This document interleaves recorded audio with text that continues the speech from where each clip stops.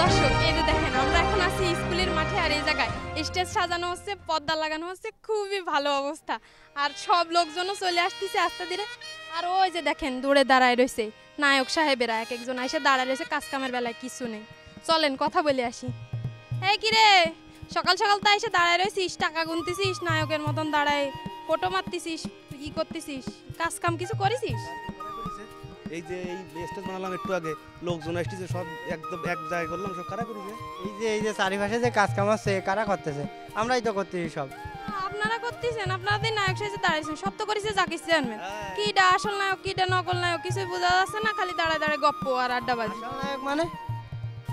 আসল নায়ক মানে বুঝিনি আবার। আমার সিনেমা, আমি অভিনয় করেছি, নায়িকা আমার, বিয়ে আমার, আবার আসল নায়ক মানে আমি না। দাদা মানে তুই বিয়ে করেছিস, তুই তোর কি আর কি করলে প্রেম করেছিস তাই নায়ক, অভিনয় করেছিস নায়ক না? তা একটা সিনেমায় প্রেম করলি, নায়িকা থাকলি সে নায়ক না? এই কি ডায় কি ডায় কার নায়িকা? একই তো নায়িকা। কি ডায়? আমি তাই মনে করেছি তোর বোন। এই আমার বোন, তাই? এই আমার বোন, সত্যি কথা তুই মেলায় বুঝতে পারিস না। তুই তাকায় দেখ, ওর দিক তাকায় দেখ, তোর দিক তাকায় দেখ, কোনোদিন গার্লফ্রেন্ড বয়ফ্রেন্ড মানায়? আবার আপনি কোন মানায়? এদিকে আমি অত কিছু জানি না, তোরা যে জায়গা যায় সে জায়গা গ্যাঞ্জাম, মানে দুনিয়া রাজগুবি কাজ কাম।